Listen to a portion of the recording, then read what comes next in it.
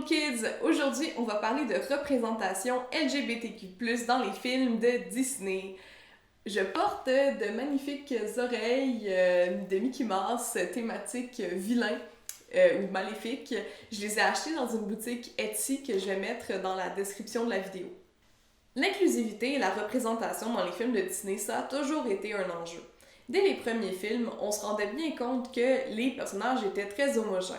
C'est-à-dire que c'était des personnages blancs qui répondaient aux standards de beauté et qui cherchaient un amour hétérosexuel. Avec la montée en popularité des films de Disney, plus ils devenaient populaires, puis moins ces personnages-là répondaient à ce à quoi ressemblait leur auditoire. Ils ont donc décidé de faire des personnages qui étaient un peu plus diversifiés. Mais vraiment une diversité au niveau de la couleur de peau des personnages et de leur origine. Par exemple, on a eu le bossu de Notre-Dame, Pocahontas, Aladdin, Mulan, et dernièrement, on a eu notre première, il y a presque 10 ans, on a eu notre première princesse noire, Tiana, de La Princesse et la Grenouille. Bon, est-ce que toutes les représentations étaient bien faites? Pocahontas... moyen. Au moins, les princes et les princesses étaient un petit peu moins blancs. Puisqu'on a réussi à avoir des personnages un peu plus diversifiés au niveau de la couleur de peau, est-ce que la nouvelle frontière, ce serait pas d'avoir des personnages des diversités sexuelles et de genre? On pourrait penser ça, mais malheureusement, c'est pas du tout le même enjeu. Même si on peut rapprocher les désirs et les besoins de représentation de ces communautés-là ensemble, c'est pas exactement la même chose. Avoir un personnage qui est gay ou trans ou peu importe queer, ça vient avec un gros bagage politique, avec un gros message politique que Disney n'a jamais été prêt à mettre. Vous savez, ça nous a pris tellement de temps avant d'avoir un personnage qui était pas blanc comme princesse. C'est parce que Disney avait peur de ne pas vendre assez de billets de cinéma ou assez de marchandises.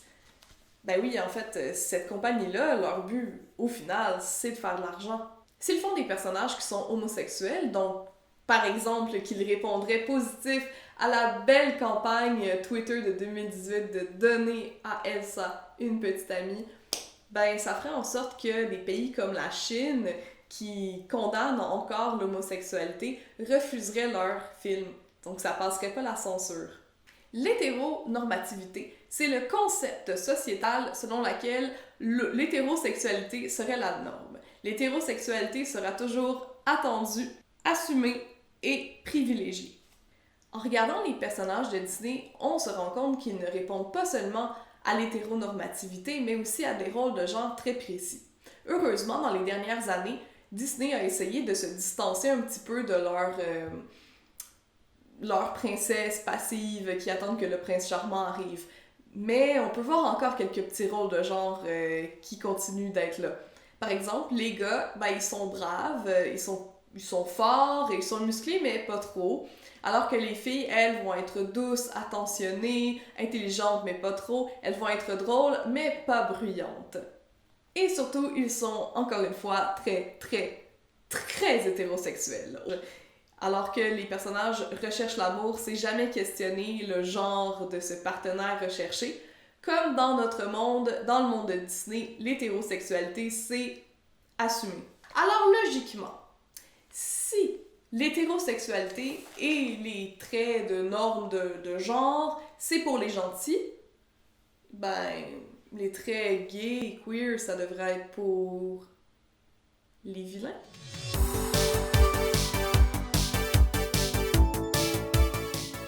C'est pas nouveau que les traits généralement associés aux personnes LGBTQ+, soient associés à quelque chose de négatif ou au vilain. Mais ça ne date pas du début du cinéma. En effet, les premières scènes d'amour homosexuel présentées au cinéma étaient plutôt positives, au point où Hollywood s'est rapidement attisé la colère de l'Église chrétienne qui avait alors beaucoup, mais beaucoup d'influence sur le gouvernement. Excusez, j'avoue qu'elle en a quand même pas mal encore.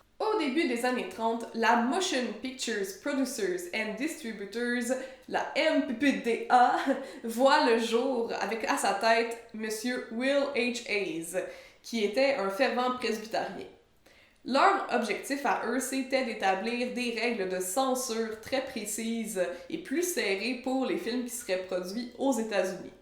Et ça implique de ne pas pouvoir montrer d'homosexualité au cinéma. Donc, des années 30 aux années 60, la seule façon d'avoir un personnage gay à l'écran, c'est soit de faire des sous-entendus comme quoi il l'est et d'en rire, ou bien que cette personne-là elle soit complètement démoniaque. Et déguisée, de telle façon que personne ne pourra soupçonner qui je suis. On a donc besoin de codes qui sont facilement reconnaissables pour un auditoire mainstream qui a souvent des préjugés très négatifs à leur sujet. Et c'est là qu'embarque le queer coding. Le queer coding, c'est un ensemble de caractéristiques qui sont généralement associées avec des personnes queer. Est-ce que c'est des trucs qui sont vrais? Pas nécessairement, ce sont vraiment des stéréotypes. On parle par exemple pour les hommes d'être efféminés, d'avoir une voix plus aiguë, d'aimer des choses qui sont traditionnellement féminines, alors que pour les femmes, c'est un peu l'inverse. Ce sont des femmes qui vont être plus carrées, qui vont avoir beaucoup d'indépendance, qui vont être plus fortes que les hommes. Ou beaucoup de maquillage. C'est seulement à partir des années 70 qu'on commence à voir des personnages homosexuels qui font un peu plus de sens, ou du moins qui sont, pas qui font plus de sens, mais qui sont plus explicitement gays. Malheureusement, c'est encore dans le but de les démoniser, surtout dans les années 70, où il y a beaucoup de lutte pour les droits des personnes homosexuelles et trans aux États-Unis. Le public a peur pour le statu quo. À la fin des années 70, dans les années 80 et début des années 90, on a des personnages dont les fins sont tragiques parce qu'on ne veut pas montrer que c'est correct d'être homosexuel, ou du moins si les personnages sont un peu plus attachants, c'est quand même clairement dit que d'être homosexuel, ben il y a une fin tragique qui t'attend, c'est pas une chose que tu veux nécessairement. Puis après ça, ben, on a la lutte contre le sida, on a cette crise sanitaire-là qui arrive pendant les années 80 aussi, puis dans les années 90, donc c'est un peu des périodes qui se chevauchent.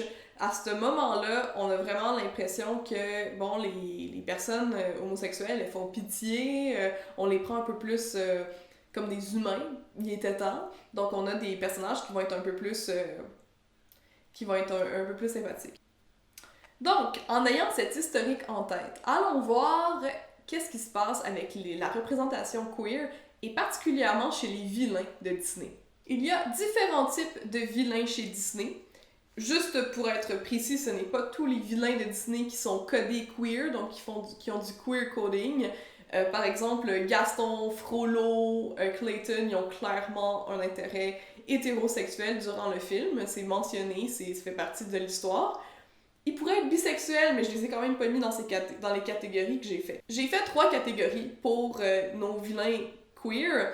On a la première catégorie qui est la Fable Squad. La deuxième, ce sont les sorcières. Et la troisième catégorie, c'est le Stranger Danger. Faut dire aussi qu'il y a plusieurs vilains qui iraient dans plus qu'une catégorie. Moi, j'ai vraiment été avec la vibe principale qu'ils me donnent.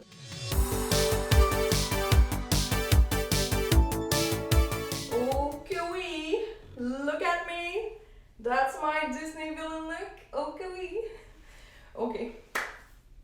Première catégorie. On parle de la Fabulous Squad.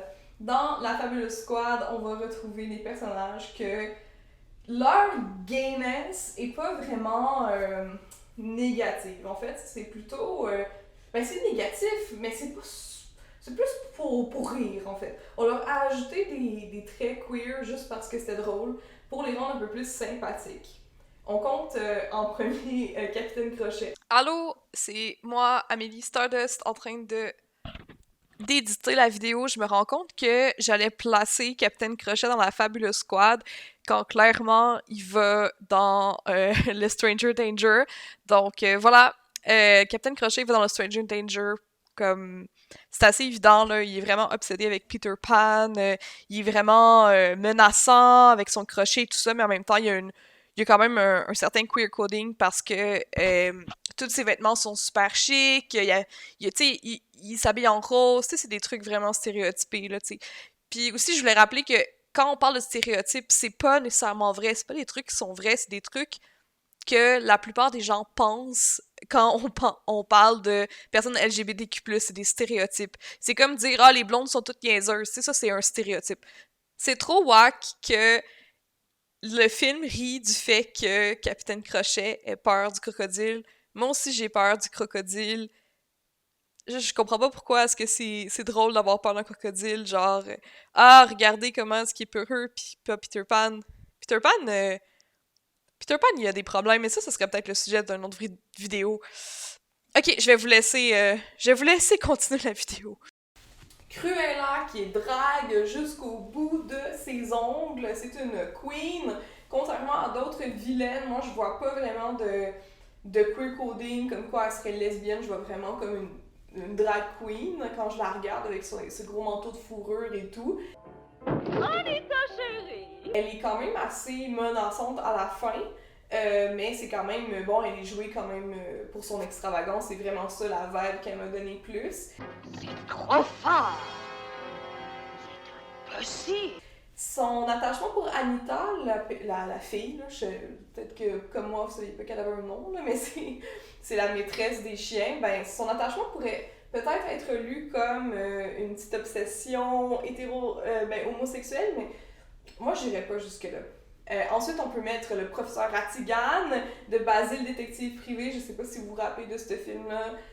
Ben là, c'est sûr qu'il est très dandy, là. Puis il y a quand même une genre de tension sexuelle de souris entre lui et Basile. Mais j'avoue que j'ai hésité à le mettre dans la troisième catégorie. C'est juste que, ben, contrairement aux autres vilains, son ennemi, il est pas tant plus jeune que lui, tu sais. C'est vraiment une relation d'égal à égal. Oh, que c'est vilain. Ce que je remarque, là, c'est qu'il y a vraiment de quoi, genre, contre le fait que les hommes prennent soin de leur apparence physique, puis se mettent beaux, puis comme aient une bonne hygiène. Je sais pas trop d'où ça vient, comme peut-être qu'il y a des personnes hétérosexuelles qui s'identifient comme des hommes qui pourraient me répondre dans les commentaires, là, mais pour vrai, ça va pas vous faire tomber le pénis là, de vous mettre du déo, puis de genre prendre soin de votre peau, là. Mais en tout cas, je trouve ça tellement bizarre, là, comme hydratez-vous, gang. Et bien sûr, pour clore cette belle catégorie, faut qu'on parle de Hadès. Hadès, là, c'est comme le meilleur ami gay par excellence. Genre, ça se peut pas que... Là, c'est comme... Ça se peut plus que ce soit autre chose qu'un personnage queer, là, comme c'est assez évident, là, que comme... Ils ont voulu vraiment lui donner ces traits-là. J'ai du mal à croire que tu t'emballes à ce point pour un mec. Celui-ci est différent, il est honnête et il est doux. Et jamais il ne fera rien pour me blesser. Il est comme les autres. Donc voilà, c'est assez évident que, bon, premièrement, il se salit pas les mains, il y a vraiment une attitude sassy, comme avec beaucoup de répartie, qui est vraiment quelque chose qu'on retrouve dans la communauté queer. Excuse-moi, mais pourrais-tu s'il te plaît me répéter ça? Et bien sûr, il joue ce genre de rôle-là d'homme qui a pas de... Il n'y a pas d'attirance pour personne d'autre, mais il va comme commenter la vie amoureuse de sa meilleure amie. Ben, dans ce cas-ci, Meg, c'est pas vraiment sa meilleure amie, là, c'est plus comme sa prisonnière, mais on peut lire ça quand même. Là. Mention spéciale dans cette catégorie, le gouverneur Radcliffe dans Pocahontas et sa sucrerie dans les mondes de Ralph. Aussi, Yzma, c'est clair qu'elle est au moins bisexuelle, si elle n'est pas hétéro dans L'Empereur Nouveau Genre, parce qu'elle a son boy Crunk. Par contre, c'est devenu une vraie queer icon à cause de ses looks extravagants, ses grandes coiffes et tout, ça fait vraiment drague.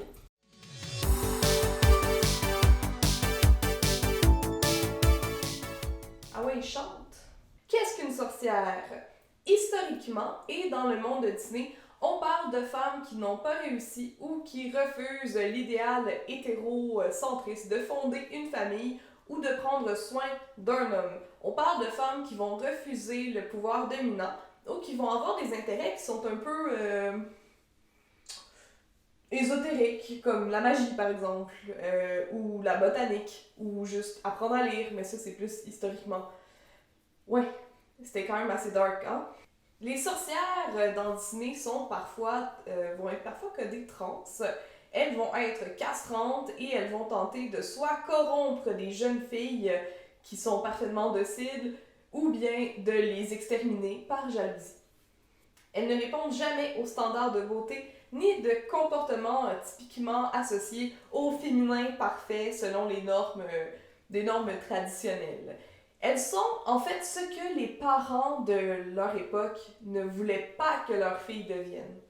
L'homophobie entre les hommes et les femmes, c'est quand même assez différent. Du côté des femmes, c'est plutôt une genre de dichotomie entre les femmes pures et les femmes impures. Les femmes lesbiennes étant des femmes impures puisque leur sexualité, si elle ne peut pas produire d'enfants, elle est seulement là pour le plaisir. Ben ça marche pas beaucoup avec les valeurs plus traditionnelles de l'Église. Du langage, du corps. Ah! Dans cette catégorie, nos premières méchantes, ça va être la reine dans Blanche-Neige et Maléfique. La première, en fait, c'est une mangeuse d'hommes qui a épousé le roi, et bon, là, il est mort, on sait pas comment il est mort, c'est assumé qu'elle l'aurait tué, un peu comme la belle-mère de Cendrillon.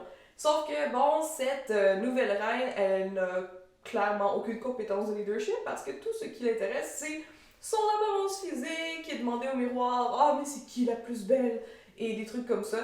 Miroir magique au mur, qui a beauté parfaite et pure? Donc, c'est un peu comme une cautionary tale de ne pas donner du pouvoir à des femmes. Ou peut-être que je lis un peu trop loin. Qui sait? Sinon, on a Maléfique, qui n'est pas invitée au party de fête de la petite Aurore et qui décide de se venger en maudissant le bébé, comme quoi elle va mourir, mais bon, finalement, elle meurt pas. Il y a là tout le beau monde, roi Stéphane. Leurs Altesses, la noblesse, l'aristocratie et... il y a aussi la racaille. Je me sens vexée, sachez-le, de ne pas avoir eu d'invitation. Ouais. Maléfique, c'est... Moi, j'ai comme envie de savoir pourquoi est-ce qu'elle est fâchée, pourquoi est-ce qu'elle est bannie.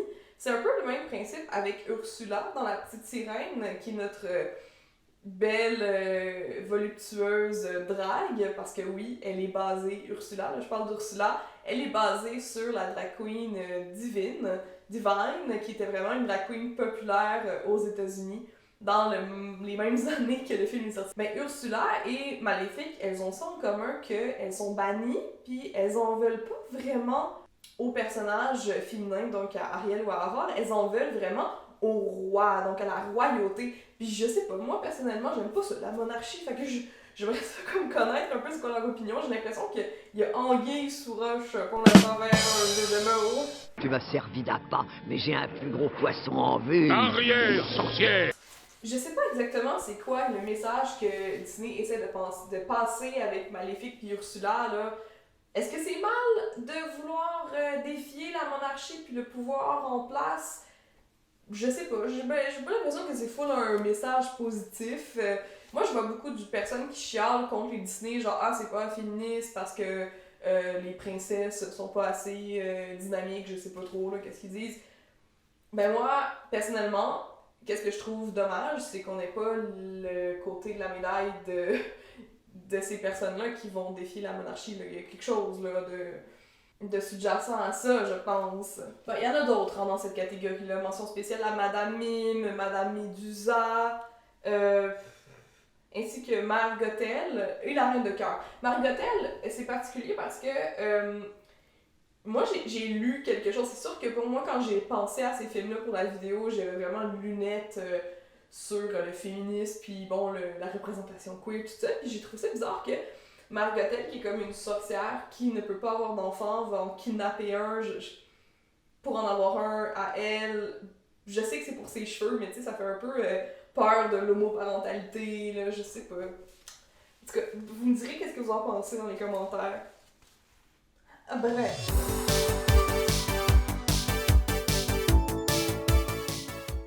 Moi, je suis du bord des vilains, dans le fond. Ok. Cette catégorie-là. Stranger Danger. Avant de parler de c'est quoi la catégorie des Stranger Danger chez Disney, je veux juste comme rappeler que la plupart des agressions qui sont faites envers des enfants sont commises par des personnes que l'enfant connaît déjà. Donc c'est rarement des inconnus. Je pense que c'est quand même... Je pense qu'une prudence ou une méfiance saine est quand même raisonnable, mais faut pas non plus... Tu sais, je pense que les médias ont vraiment véhiculé cette peur de l'inconnu. Puis aussi dans les années 70, il y a eu beaucoup de crimes, dans les années 80 aussi, perpétués par des inconnus, mais en général, les statistiques, qu'est-ce que ça nous montre? C'est que les enfants vont connaître leur abuseur. Ok, cool! C'est une vidéo super légère. Yeah! Like and subscribe! Ok, fait que Stranger Danger. Ça, c'est la catégorie dans laquelle je mets les vilains qui sont... ils ont encore leur maniérisme, ils ont encore les stéréotypes LGBTQ+, sauf qu'ils cachent vraiment quelque chose de malsain, là. C'est souvent des personnages qui sont plus âgés et qui vont prédater envers un personnage qui est significativement plus jeune. Donc, il y a des personnages que j'ai déjà nommés qui pourraient rentrer dans cette catégorie-là, mais pour ceux que j'ai pas nommés, on va parler de Jafar, Monsieur Chat et Monsieur Renard, Scar et Shere Khan dans Le Livre de la Jungle, entre autres. Shere Khan, qu'est-ce qui est intéressant, c'est que c'est le Livre de la Jungle, c'est le dernier film sur lequel Walt Disney a travaillé avant de mourir, et c'était au même moment où il travaillait sur des courts-métrages qui étaient diffusés dans les cinémas, et que le but c'était de prévenir justement les dangers des inconnus pour les enfants. Donc on voit vraiment un changement au niveau du paradigme à ce moment-là avec Shere Khan, que c'est un méchant qui est différent des autres méchants qu'on a eu auparavant. C'est dans les années 60, en fait je pense que c'est en 1960 qu'il y a eu Shere Khan. Puis Shere Khan, ce qui est intéressant, c'est que tout le long du film, les personnages ils préviennent Mowgli. C'est vraiment juste à la fin, dans le 3e acte, qu'on voit Shere Khan, et qui est encore une fois très maniéré, très poli, très hautain, vraiment très doux, mais qui finalement cache vraiment une grande violence, puis qu'on sait, puis tout le monde a peur de lui. Bon. Filon attire d'elle. Laissez-moi passer les... Son objectif, ce soit vraiment d'attraper cet enfant-là, c'est vraiment un prédateur, là.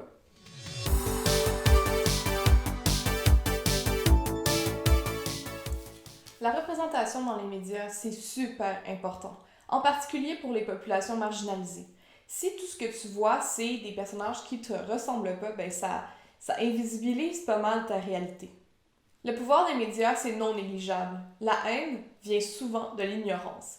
Si on avait des personnages gays avec lesquels le public général pourrait s'identifier, ben ça donnerait déjà des modèles plus positifs, un cadre de référence plus positif à des personnes qui auraient des idées plutôt négatives à leur sujet. Les enfants qui ne sont pas hétérosexuels ou blancs ou qui ne répondent pas à des normes de genre ont le droit d'avoir des héros qui leur ressemblent. Si Disney a compris le message par rapport aux personnages non blancs, il semble pas du tout vouloir nous donner un personnage LGBTQ+. Et je trouve que cette absence-là en dit pas mal sur leur position politique. Les vilains de Disney se sont fait approprier par plusieurs jeunes LGBTQ+, dont j'en fais partie. C'est parce que c'est ça qu'on fait nous autres, on inclut. Bon, ils sont peut-être pas la crème de la société, mais ils font partie de notre gang. C'est pourquoi on voit beaucoup de marchandises, donc j'en suis la preuve, de vilains Disney. D'ailleurs, les films qui ont été basés sur les enfants des vilains ont été super populaires récemment. On voit même des comédies musicales qui vont voir le point de vue des vilains. Par exemple, on a Wicked, bon d'accord, c'était un livre avant, mais bref, une comédie musicale, moi je la connais comme comédie musicale. On a Wicked qui va voir le passé, en fait l'histoire de la sorcière de l'Ouest et qu'on voit son point de vue. On a aussi Twisted de Star Kid, Team Star Kid, que la comédie musicale est sur YouTube, qui va explorer le point de vue de Jafar. plus on vieillit et plus on se rend compte que les vilains de Disney, ils ont peut-être été mal interprétés. Bon, il y en a qui sont inexcusables, mais par exemple, Maléfique ou Ursula, ben on commence à se poser des questions. Pourquoi est-ce qu'elles ont été bannies? Pourquoi est-ce qu'elles en veulent à la monarchie? Peut-être qu'on devrait les écouter. C'est tout un travail de se réapproprier des choses qui ont été négatives par des populations marginalisées. Et c'est d'autant plus frustrant quand Disney ou une autre corporation essaye de les détruire. Et c'est justement ce qu'ils ont fait avec les remakes. Et oui, les remakes de Disney en ont frustré plusieurs, et pour plus d'une raison. Ben, premièrement, c'est des navets, on peut bien s'entendre, et deuxièmement, ils ont enlevé tous les traits de queer coding des vilains de Disney dans lesquels ils ont fait des remakes. Par exemple, Maléfique, la première, je pense dans les premières scènes, on martèle le fait qu'elle est hétérosexuelle, elle avait une relation amoureuse avec le roi. Après ça, on a Scar qui devient complètement sec, là, comme il n'y a plus aucune once de magie dans lui, ou d'arc-en-ciel. Même chose avec Jafar, qui devient vraiment un bland vilain lambda. Dans le fond, ils nous enlèvent toutes nos queer icons badass pour nous l'échanger contre le fou. Hey, merci. Pourquoi dégayifier? Ben, il y a deux raisons principales. La première, c'est que bien qu'il y ait quelques créateurs LGBTQ+, chez Disney qui aimeraient bien que ça change, il y a vraiment une grosse pression de garder le statu quo.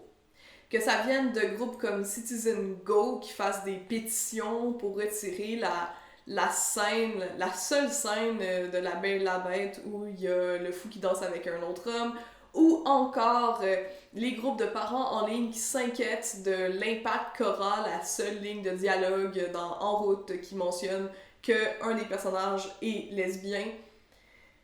Turns out, il y a quand même pas mal de monde qui prennent les films de Disney très au sérieux. Je pense qu'ils comprennent que la représentation dans les médias, c'est super important puis que ça pourrait avoir un impact sur l'inclusivité dans le vrai monde. Puis ça, ben, ils veulent pas ça. Si c'était aussi facile de changer l'identité de quelqu'un ou son orientation sexuelle que de lui faire regarder un film, il me semble qu'il y aurait vraiment moins de personnes queer, étant donné la représentation qu'on a dans les médias. À moins que ça fonctionne juste dans un sens.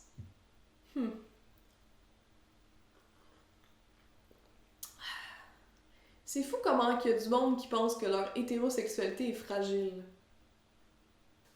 L'autre raison qui empêche Disney d'avoir des personnages queer ou de donner à Elsa sa petite amie, c'est le marché chinois. Je l'ai mentionné un peu plus tôt dans la vidéo, mais vraiment, le marché chinois, c'est un gros morceau des gains financiers de Disney par rapport à leurs films. Et ben, la Chine, c'est un peu comme au niveau des années 30, que c'était aux États-Unis par rapport aux homosexuels. Donc si ils font un film avec une princesse gay, ça passera pas la censure, ils vont pas faire d'argent parce qu'ils pourront pas plaire au marché chinois. Ce qui est inquiétant, c'est qu'avec l'acquisition de Disney de plusieurs autres studios de production, ben ce scrupule à l'inclusivité pourrait se propager à d'autres médias. Est-ce que Disney a une responsabilité morale d'être plus inclusif? Moi je pense que oui. Je pense que c'est comme une responsabilité avec le fait qu'ils veulent être le monopole de la culture américaine. Bien sûr, il y a des studios qui sont plus ouverts d'esprit, comme DreamWorks par exemple. Mais soyons honnêtes, c'est les films de Disney qui sont les plus populaires auprès des enfants. Malheureusement, le studio n'a pas l'air de vouloir aller dans cette direction-là. Pour citer l'ancien CEO de Disney, « Nous n'avons aucune obligation de faire l'histoire.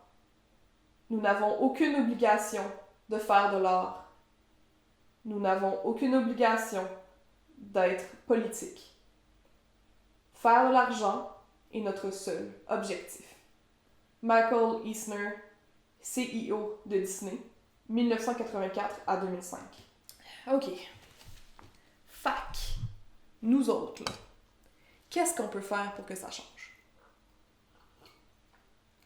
Il y a quelques petites choses qu'on peut faire. Ok. La bonne nouvelle, première bonne nouvelle, c'est que les remakes de Disney c'est du caca. Il y a personne qui les aime. Ça, c'est une bonne nouvelle. Ça veut dire que, ils vont pas remplacer les autres films de Disney. Ceux qui ont nos personnages queer qu'on aime, puis qu'on a adoptés, puis qu'on s'est appropriés. Deuxièmement, il existe des médias pour enfants qui sont vraiment plus inclusifs et qu'on pourrait proposer quand, dans notre famille, on propose de regarder un film. Donc, à la place de regarder un Disney, on pourrait regarder un DreamWorks, ou on pourrait regarder une série, par exemple Steven Universe, ou encore She-Ra, la princesse du pouvoir, qui est vraiment plein de beaux personnages qui sont diversifiés. J'ai aussi entendu dire que le film Wolfwalkers des Cartoon Studios avait une belle histoire d'amour queer à l'intérieur. Je l'ai pas encore vu, donc je parle à travers mon chapeau, mais ça a l'air super bon. Bon, j'espère que vous avez appris quelques petites choses sur le studio de Disney. Là, je veux être claire, je les aime, les films de Disney. Moi, je fais partie des personnes queer qui se sont vraiment appropriées les méchants. Je suis team Ursula, team Scar, team méchant, là. Donc, prenez pas cette vidéo-là comme moi qui essaie de Disney. Je pense juste que quand on aime quelque chose, c'est important quand même d'être capable de voir où sont les failles. Bon, j'espère que vous avez appris quelques petites choses à propos de la représentation queer dans le cinéma, en particulier dans les studios Disney. Je suis vraiment curieuse de savoir c'est lequel votre vilain préféré. Vous pouvez le mettre dans les commentaires en bas. Moi, personnellement, c'est Ursula, c'est ma queen. N'hésitez pas à liker. En fait, j'aimerais ça, que vous likiez la vidéo puis que vous vous abonniez à ma chaîne si vous aimez ce genre de contenu-là. Des genres d'essais sur le cinéma, sur la sexologie, sur le féminisme. C'est vraiment ça que je veux faire. J'ai d'autres idées aussi de formats que je vais explorer. Donc, si vous voulez m'aider, juste à cliquer sur vous abonner puis sur le petit pouce, puis ça m'aide vraiment beaucoup. Et n'oubliez pas, je veux savoir c'est qui votre vilain préféré. J'espère que c'est pas Gaston, mais si c'est Gaston, je vous juge pas beaucoup. Ok, bye!